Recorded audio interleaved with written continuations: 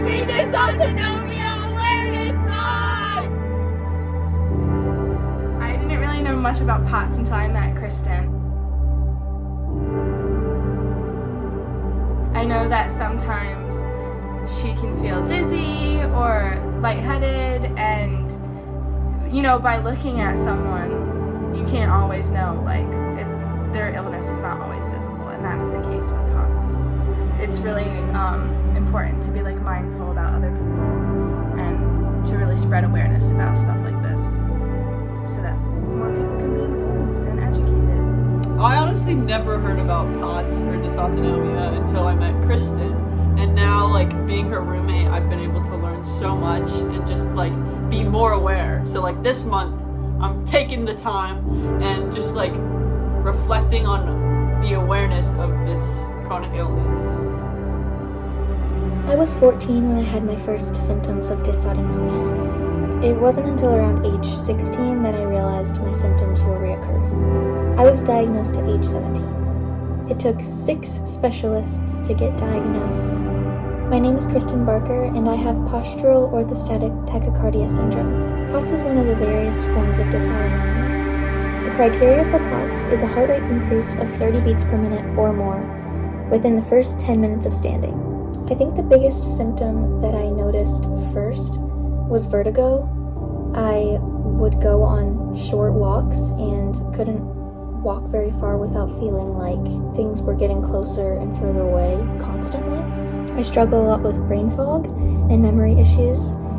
Public speaking is not the easiest for me. I struggle with severely low blood pressure, therefore I occasionally pass out. My blood vessels don't constrict when I stand up, therefore all the blood in my body falls down, causing me to feel dizziness. I may look perfectly healthy on the outside, but on the inside I have a lot going on. My body is basically working overtime just to function. Living with POTS is not easy. POTS has derailed my life in more than one way, but it's also shown me many reasons to be proud of myself. It's okay to take breaks, and it's okay to ask for help. Me and my symptoms are valid. Gosh. Brain fog in action.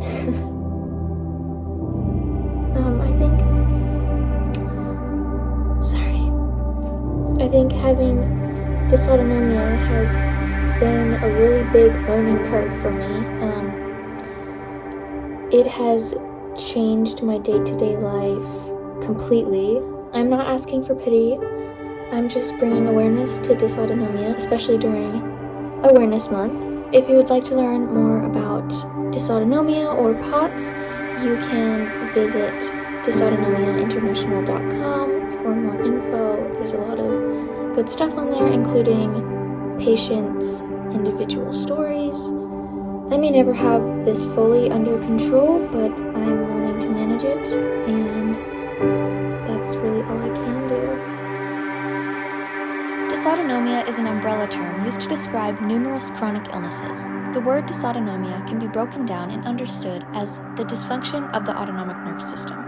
The autonomic nervous system is what controls all of the body's involuntary functions, such as heart rate, blood pressure, temperature control, and more.